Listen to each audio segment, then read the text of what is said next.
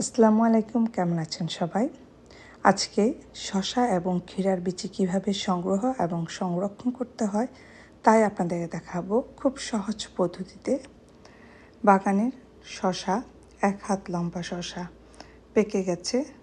খুব বেশি পাকানো যাবে না, যদি গাছের মধ্যে খুব বেশি পেকে যায় তাহলে বিচি থেকে গাছ হয়ে যাবে শসার ভিতরেই। আমি পাকা শসাটি ঘরে 2-3 দিন রেখে দিয়েছি। এখন পিল আউট করে নেব। পিল আউট করে ধীরে ধীরে বিচিগুলো আমি নিয়ে নেব।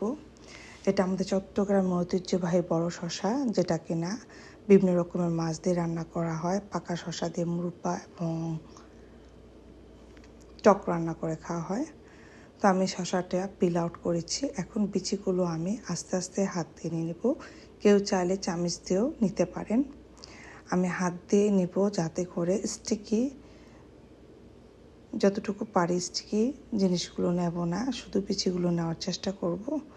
খুব ভালোভাবে বিচিগুলো আমি নিয়ে নেব। বিচিগুলো নেওয়ার পর আমি পানিতে ধুয়ে ফেলব। পানিতে ধুলে বিচির মধ্যে যে ছত্রাক বা ফাঙ্গাস হওয়ার সম্ভাবনা একদম থাকে না। বিচিগুলো আমি রোদে 2 দিন শুকাবো, অথবা ওয়েদার যদি ভালো না থাকে ঘরের নর্মাল টেম্পারেচারে রেখে দিলেও 2 থেকে 3 দিনের মধ্যেই বিচিটা শুকিয়ে যায়। তখন একটা জিপলকের মধ্যে নিয়ে ফ্রিজের নর্মাল কম্পার্টমেন্টে রেখে দিব। এতে করে বীজের গুণাগুণ যেমন ভালো থাকবে, তেমনি অঙ্কুরোৎ ক্ষমতাও খুব ভালো থাকবে। তো আমার বিচিগুলো নেওয়া হয়ে গেছে। এখন খুব ভালোভাবে পানির মধ্যে ধুয়ে নিচ্ছি, দেখতে পাচ্ছেন। এখন একটা টিস্যু পেপারের মধ্যে বিচিগুলো সেপারেট করে করে আমি শুকিয়ে নেব। খুব ভালোভাবে আমি ক্লিন করেছি, দেখতে পাচ্ছেন। একটা টিস্যুর মধ্যে দিয়ে আমি 2 দিন রোদে অথবা ঘরের নর্মাল টেম্পারেচারে রেখে দিলে 2 থেকে 3 দিনের মধ্যে বিচিগুলো শুকিয়ে যাবে। এখন আমি একটা জিপলকের মধ্যে বিচিগুলো রেখে দিচ্ছি এবং জিপলক থেকে বাতাসটা বের করে ফ্রিজের নর্মাল কম্পাউন্ডারে রেখে দেব। আবারও বলছি, ফ্রিজের মধ্যে যদি যে কোনো রকমের বিচি রেখে দেন, আপনার অঙ্কুরোৎ ক্ষমতা 100% ঠিক থাকে এবং পোকামাকড় আক্রমণ থেকে বিচিগুলো ভালো থাকে। তো হয়ে গেল আমার বড় শসার বিচি সংরক্ষণকরণ। এই বড় শসাকে টুকরা টুকরা করে কেটে ঘিতে ভেজে দুধকে ঘন করে নিতে হবে। এলাচি, দারচিনি এবং চিনি দিয়ে, নারকেল দিয়ে খুব মজাদার মুরব্বা রান্না করা হয়। আরেকদিন আমি আপনার সাথে এই রেসিপিটা শেয়ার করব ইনশাল্লাহ।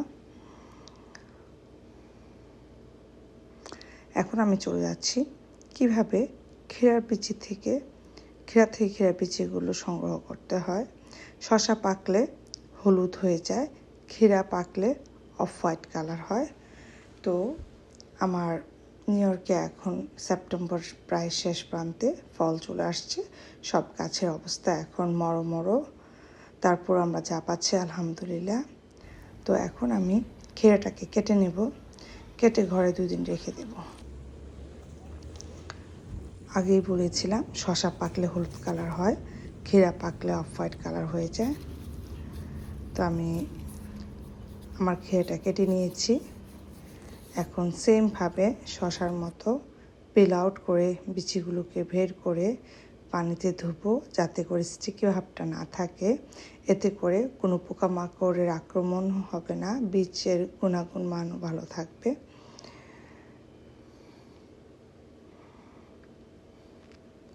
আমি পিল আউট করেছি, বিচিগুলোকে এখন বের করে নেব খুব সাবধানে।